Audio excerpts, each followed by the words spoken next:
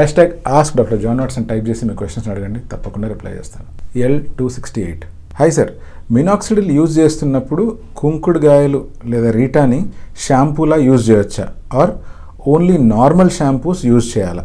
మినాక్సిల్ మనం ఎప్పుడైతే వాడతామో, ప్రత్యేకించి బట్టతల ఎర్లీ స్టేజ్లో ఉన్నప్పుడు కానీ, లేకపోతే మీ బట్టతల మినాక్సిల్కి ఈజీగా రెస్పాండ్ అవుతున్న సిచ్యువేషన్స్లో మినాక్సిల్ని వాడమని చెప్తూ ఉంటాను.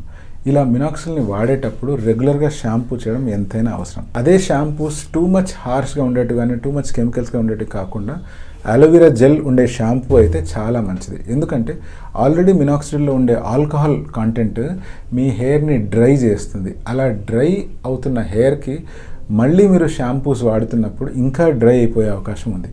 అందుకనే షాంపూస్ వాడితే కనుక అలోవెరా అనేటువంటి మాయిశ్చరైజర్ దాంట్లో యాడ్ అయి ఉంది అంటే చాలా మంచిది.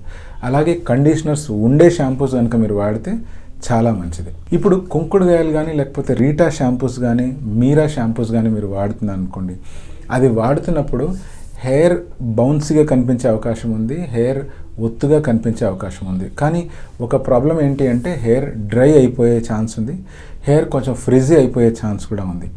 సో అటువంటి సిచ్యువేషన్లో అట్లీస్ట్ వారానికి 2 సార్లన్నా మీ హెయిర్కి కండిషనర్ వాడాలి. మీరు అడుగుతున్న డౌట్ ఏంటంటే కుంకుడుగాయలతో ఇంట్లో చేసుకున్న షాంపూని వాడొచ్చా, లేకపోతే షాంపూలో అవైలబుల్ అయ్యే మీరా కానీ రీటా కానీ అటువంటి షాంపూస్ వాడాలా అంటే, ఇంట్లో చేసుకున్న కుంకుడుగాయలతో వచ్చిన ఇబ్బంది ఏంటంటే వాటిని ప్రాపర్గా స్ట్రెయిన్ చేయలేదు అంటే జల్లెడ పట్టలేదు అంటే దాని పార్టికల్స్ అన్నీ తలలో మిగిలిపోయే అవకాశం ఉంది.